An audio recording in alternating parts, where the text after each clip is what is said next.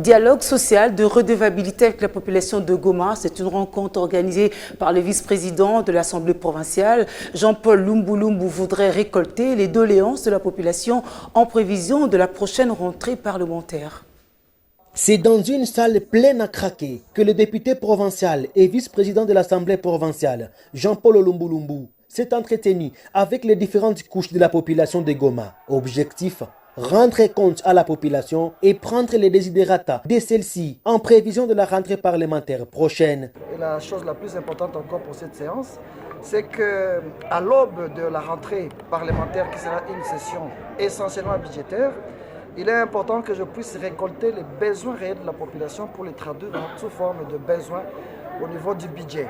Donc pour la population de Goma, aujourd'hui je lance déjà cette activité, lance les débuts de consultations populaires qui vont se poursuivre maintenant dans le bureau de mon parti.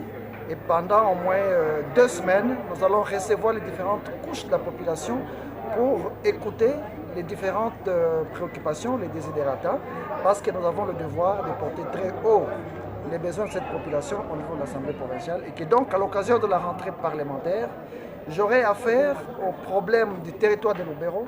J'aurai également affaire aux problèmes de la ville de Goma. Jean-Paul Lumbu affirme être satisfait d'avoir reçu les doléances de la population de Goma et de Lubero pendant ses vacances parlementaires. Et il faut dire que je suis totalement satisfait de voir que, d'ailleurs je suis surpris que la salle elle était pleine. J'ai pensé avoir affaire à 200 personnes seulement. Les ONG doivent désormais savoir que nous allons faire le suivi de chaque projet.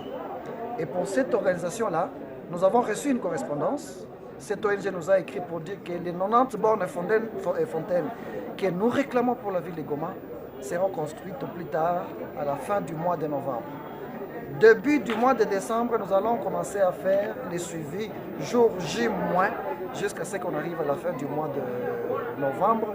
Nous voudrions qu'à la fin du mois de novembre, que nous puissions voir ces bornes.